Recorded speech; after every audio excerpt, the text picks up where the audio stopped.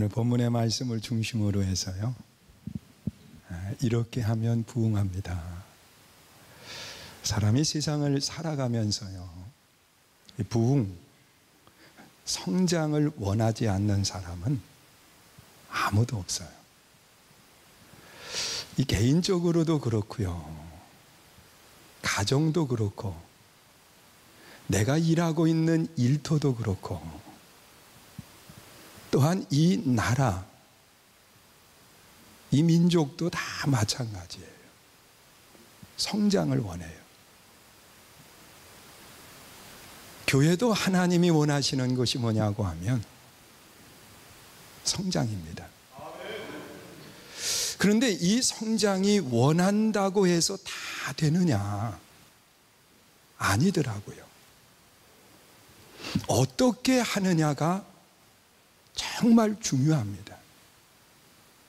이 개인적으로도 어떤 성장을 원한다고 하면 어떤 분명한 기준을 가지고 움직여야 돼요. 또한 내 가정도 성장을 원한다고 하면 내 가정도 분명한 것을 가지고 행동으로 옮겨갈 때 그 가정이 성장해 가는 아름다운 역사가 일어나는 겁니다. 여러분, 성경에 기록되어 있는 말씀을 보면 초대교회가요, 그 성장해 가는데 날마다 더하는 역사가 일어났을 뿐만 아니라 이 베드로와 같은 사람이 나가서 복음을 전할 때 한 번에 3,000명씩 돌아오는 그런 역사가 일어났어요. 그런데 이런 기적의 역사들이, 이런 성장의 아름다운 역사들이 그냥 나타나느냐는 거예요. 오늘 이 본문에 기록되어 있는 말씀을 보면 이 초대교회가 성장해 가는 그런 아름다운 모습을 이야기하고 있거든요. 여러분, 한국의 교회들이 성장이 멈추었다고 이야기합니다. 한국이라고 하는 이 나라가 성장이 멈추었다고 이야기합니다. 여러분, 이 나라가 성장이 멈추었다고 하는 것은 곧 가정마다 또 삶의 질이 지금 낮아져 가고 있다고 하는 것을 이야기하는 거예요. 그러면 어떻게 할 때 우리가 이 내가 몸담고 있는 그곳이 성장해 가는 그런 아름다운 역사가 일어날 수 있을까? 이 본문에서 사도 베드로를 통해서 아주 분명하게 하고 있는 이야기들이 있어요. 성장의 이유가 있다는 거예요. 가장 먼저는 본문 13절에 보면 그렇게 말씀을 해요. 우리 한번 13절 보시지요. 읽습니다. 시작. 그들이 베드로와 요한이 담대하게 말함을 보고 그들을 본래 학문 없는 범인으로 알았다가 이상히 여기며 또 전에 예수와 함께 있는 줄도 알고. 여러분, 여기에 보면 이 베드로와 요한이 담대하게 하나님의 말씀을 뭐 했다고요? 전했다. 그렇게 이야기해요. 여러분, 성장은 말이 중요해요. 이 교회가 해야 되는 말이 뭐냐? 나를 내세우고 자랑하는 말이 아니라 교회는 하나님을 말하는 거예요. 예수 그리스도를 말하는 거예요. 성령님을 말할 수 있어야 돼요. 그 교회가 성장하는 아름다운 역사가 일어나는 거예요. 여러분, 성경에 기록되어 있는 말씀을 보세요. 이스라엘 백성들이 400년 동안 애굽이라고 하는 땅에서 종살이를 하게 됩니다. 많은 고난과 고통 속에 그들이 입을 열어 하나님 앞에 부르짖었어요. 여러분, 성경은 원망의 소리가 아니라고 그랬어요. 하나님 앞에 부르짖었다고 그랬어요. 아픔과 고통을 하나님 앞에 아뢰는 거죠. 하나님이 그 소리를 들으시고 한 사람 모세를 세워서 그 백성들을 하나님의 약속의 땅 가나안으로 인도해 가는 겁니다. 이제 가나안 땅을 눈앞에 두고서는 12명의 정탐꾼을 뽑았습니다. 그래서 그 12명을 가나안 땅으로 들여보내서 먼저 그 땅을 다 돌아보게 했어요. 12명이 그 땅을 다 돌아보고 온 뒤에 모세와 백성들 앞에서 입을 열어 말하는 겁니다. 보고하는 겁니다. 분명히 모세가 그들을 보낼 때에 그 땅을 보고 와서 보고하라고 이야기한 거예요. 그런데 10명이 먼저 입을 열어서 이야기하는데, 이 가나안 땅이 정말 하나님이 말씀하신 것처럼 젖과 꿀이 흐르는 좋은 땅이라는 거예요. 그러면서 자신들이 그 땅에서 가져온 소출 포도송이들을 보여주는 거예요. 이것이 그 땅에서 가지고 온 열매라는 거예요.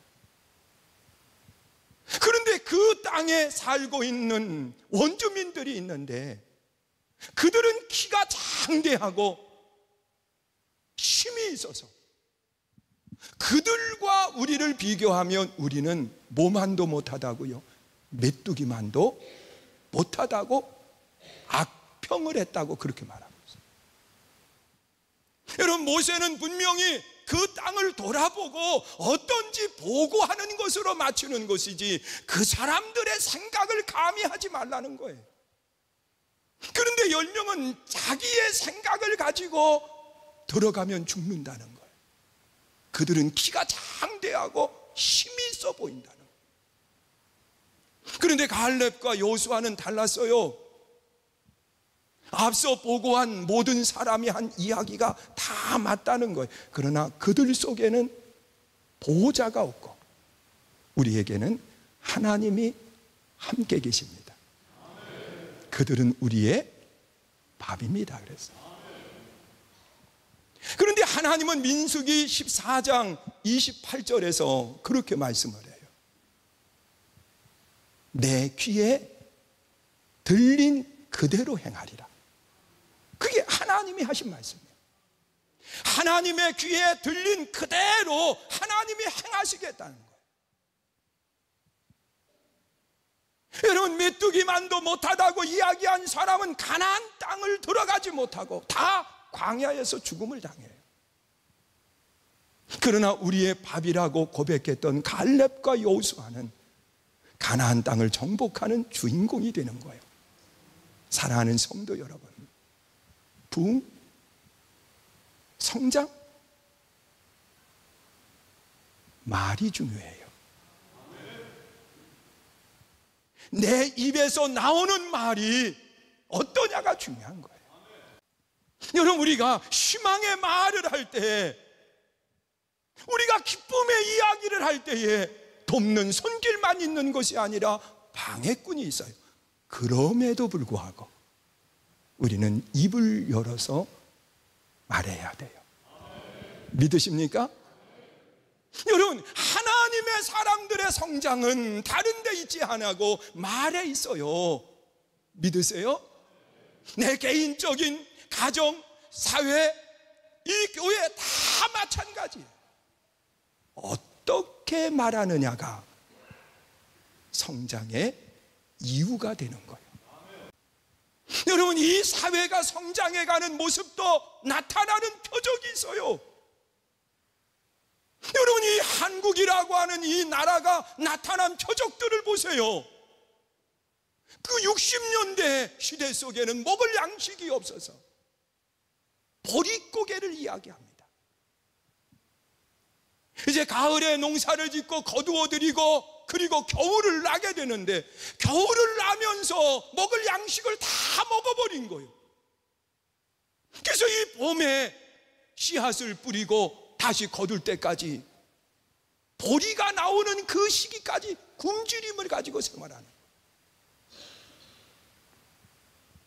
그런데 지금 한국이라고 하는 그 나라의 표적을 보세요. 얼마나 잘 살고 있습니까? 여러분, 핸드폰 없는 분 없잖아요. 지금도 여기서 핸드폰 울리는 소리가 웅크리고 나는데, 잠시 꺼줘도 괜찮아요. 여러분 다 스마트폰 가지고 다니면서 전화하고 그래요. 여러분 표적이 있어요. 여러분 교회가 성장해 가는 모습도 나타나는 표적이 있는 거예요. 여러분 선교 중앙교회 그러면 나타나 있는 외부적인 표적이 이 건물일 수도 있어요. 여러분 33년 전에 지하 13평 아주 조그만 곳에서 시작을 한 교회가 지금 1200평이 넘는 건물을 건축을 하고 1000배의 성장을 이루었어요. 아멘도 안 해요. 그런데 이 나타난 표적 또한 하나님의 살아계심의 표적이 있어야 돼요. 여러분 예수님께서 제자들을 둘씩 짝을 지어 복음을 전하게 하면서 표적을 이야기하는데 귀신이 쫓아나는 그런 표적이 일어날 거라는 거예요. 병든 사람들이 치료받는 표적이 일어난다는 거예요. 하나님의 나라에 소망을 두는 표적이 일어난다는 거예요. 그런데 이 말씀하신 그대로 정말 초대교회의 아름다운 모습을 보면 표적들이 일어났어요. 한 번은 베드로와 요한이 기도 시간에 성전에 기도하러 가고 있었어요. 그런데 걷지 못하는 한 사람이 지나가는 사람들을 향해서 손을 내밀고 구걸을 하는 거예요. 이 베드로와 요한이 지나갈 때도 동일하게 손을 내밀고 구걸을 할 때 베드로와 요한이 가던 발길을 멈추고서는 그를 바라보면서 내게 은과 금은 없지만 나사렛 예수의 이름으로 명하노니 일어나 걸어가라고 그러면서 그의 손을 잡아 일으킬 때에 일어나는 기적의 역사가 나타난 거예요. 여러분 이런 유명한 표적들을 바라보면서 초대교회는 성장해가는 역사가 일어났어요. 여러분 선교 중앙교회도 많은 표적들을 이야기합니다. 여러분 처음에 교회를 개척하고 교인 이제 조금 모였을 때 그 고속도로 너머에 한 분이 사셨는데 귀신에 사로잡힌 거예요. 그래서 귀신병에 걸려가지고 교회를 처음 나오셨어요. 다른 사람의 손에 이끌려가지고 말이에요. 근데 지하 예배실에서 저는 전도사 때인데 우리 성도들이 함께 둘러 앉아가지고 그 귀신 쫓는 기도를 한 거예요. 밤을 새워서 글을 놓고 기도했어요. 남자분인데요. 나이가 많이 드신 분인데. 근데 그 기도하는 가운데 그가 새벽에 귀신이 떠나가면서 고침을 받았어요. 그분이 가정동에 처음 교회를 지을 때 그분이 목수셨는데 그 목수 일을 그분이 그냥 해주신 거예요. 그래서 교회가 지어질 수 있는 계기가 됐어요. 여러분 하나님은 죽은 분이 아니라 하나님은 살아계세요. 그래서 내 눈 속에 표적이 보여진다는 거예요. 오늘 여러분들의 삶 속에도 이런 하나님의 살아계심의 표적들이 많이 나타날 수 있기를 주의 이름으로 축원합니다. 그리고 교회 성장, 부흥의 역사는 언제 일어나느냐? 오늘 본문 19절 말씀 보세요. 19절 함께 있습니다. 시작. 베드로와 요한이 대답하여 이르되 하나님 앞에서 너희의 말을 듣는 것이 하나님의 말을 듣는 것보다 옳은가 판단하라. 여러분, 무슨 얘기예요? 여러분, 베드로와 요한이 복음을 전할 때 그 말을 하지 말라는 거예요. 그랬을 때 베드로와 요한이 그에게 하는 이야기가, 우리가 하나님이 하신 일을 이야기하는 것과 너희들이 말하라고 하는 세상 이야기하는 것과 어느 것이 옳은지 분별해 보라는 거예요. 여러분, 우리는 이 성장의 아름다운 역사는 가치에, 최고의 가치 있는 그곳에 우리의 모든 힘을 모으는 데 있습니다. 여러분, 가치 있는 것에 내 힘을 모을 수 있어야 돼요. 여러분, 개인이 성장해가는 모습도 보면 가치 없는 것에 너무도 많은 시간을 빼앗겨요. 여러분, 세상 것, 그것에 너무 많은 것을 빼앗기는 거예요. 가치 있는 그곳에 내 시간을 쓰고 가치 있는 그곳에 내 물질을 쓸 수 있을 때 성장해 가는 거예요. 여러분, 한 기업이 성장해 가는 모습도 보세요. 가치 있는 그곳에 모든 힘을 집약합니다. 여러분, 한국에서 최고의 기업을 이야기할 때 어느 기업을 이야기합니까? 별 셋을 이야기하잖아요. 그런데 그 기업이 최고의 가치를 두고 힘을 모으는 곳이 어디입니까? 반도체예요. 어떻게 하면 그 반도체를 적으면서 많은 용량을 저장할 수 있을까? 끊임없이 연구해 갈 때에 그 기업이 세계적인 기업으로 성장해 간 거예요. 믿으세요? 얼마 전에 보니까 그 기업의 가치를 100조 원이 넘는 가치로 평가를 했더라고요. 뭐 100조 원 그래도 우리는 놀라지도 않고 아주 표정까지도 안 바꿔요. 100조 원이 넘는 그런 기업이 됩니다. 여러분, 가치 있는 그곳에 우리가 힘을 모아야 돼요. 여러분, 교회의 가치는 어디에 있습니까? 교회의 가치는 하나님의 나라에 있는 거예요. 여러분, 세상에서 어떻게 하면 더 잘 먹고 잘 살 수 있을까? 여기에 가치를 두는 것이 아니라 교회의 가치는 하나님의 나라에 있는 거예요. 그래서 세상의 모든 것들을 바울과 같은 사람은 배설물처럼 버렸다고 그렇게 이야기해요. 여러분, 성경에 기록되는 말씀을 보면 어느 사람이 남의 집에 가서 밭을 갈다가 보화를 발견한 거예요. 그랬을 때 그 사람은 그 보화를 그대로 덮어두고 자기의 모든 재산을 정리하는 겁니다. 그리고 그 밭을 샀다는 거예요. 내 모든 것을 모아서 그 밭을 샀다는 거예요. 왜? 그 밭에 가치 있는 것이 묻혀있기 때문에. 오늘 내 삶의 성장의 이유가 어디에 있습니까? 우리는 가치 없는 그것에 너무도 많은 시간을 빼앗겨요. 가치 없는 곳에 생명까지 거는 사람이 있어. 우리는 가장 가치 있는 곳에 생명을 걸 수 있어야 돼요.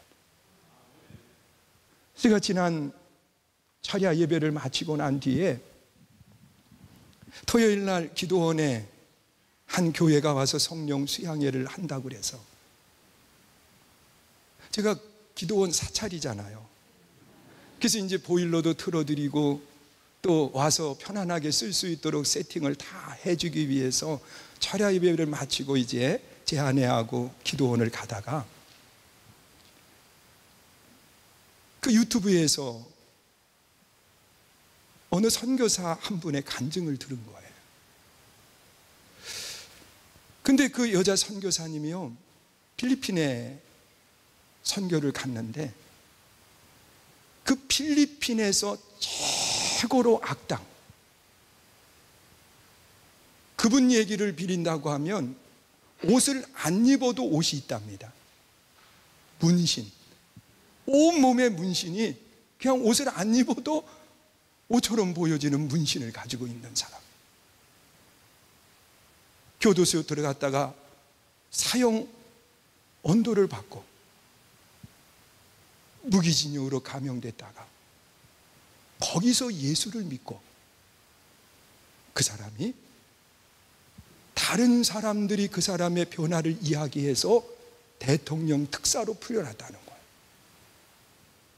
그리고 나와가지고 이 사람이 이 선교사하고 결혼하고 싶다고 좋아하기 시작하고, 그 결혼을 위해서 그 사람은요, 금식을 40일 동안 하면서 기도를 했다는 거예요. 이 선교사는 그 사람하고 결혼 안 하려고 40일 금식하면서 기도했다는 거예요. 그러면서 그 선자리가 들어왔는데 필리핀에 공부하러 온 한 사람이 의사고, 자, 이런 사람하고 선을 보는데 이 여자가, 선교사가 원하면 결혼을 하겠다는 거예요. 그러니까 최고의 신랑, 최악의 사람 둘을 놓고서는 기도하는데 하나님이 이쪽으로 하라 그러더라는 거예요. 그래서 세상 사람들이 쳐다도 안 보는 그 사람하고 결혼을 해서 딸을 3명을 낳는데, 너무도 힘들고 어려워서 하나님 앞에 기도하면서 하나님이 그에게 지혜를 주시고 말씀을 주시는데, 히스기야 왕이 병들어 죽게 생겼을 때 하나님 앞에 기도했더니 15년을 연장시켜주더라고요. 그래서 15년만 살아보자 그랬는데 15년이 되는 그 해에 하나님이 그 영혼을 거두어 가시더라는 거예요. 그러면서 지금은 자유롭게 선교를 하고 있다고 그런 이야기를 하면서, 여러분, 세상 가치, 하나님의 가치를 우리 한번 생각해 보세요. 여러분, 세상적인 가치는 어떻게 그런 일을 할 수 있느냐고 이야기하지만 하나님의 나라 가치, 세상과 비교할 수 없는 가치가 그 안에 있는 거예요. 여러분, 최고의 가치를 위해서 사도 바울은 최고의 조건을 포기합니다. 여러분, 베드로와 요한과 같은 사람도 배와 그물을 포기하고 하나님의 가치를 따르는 겁니다. 오늘 우리가 신앙생활하면서 내 가정에도, 내 삶에도, 교회도 다 마찬가지예요. 나의 가치를 어디에 두어야 될까? 우리는 하나님의 나라에 가치를 두는 거예요.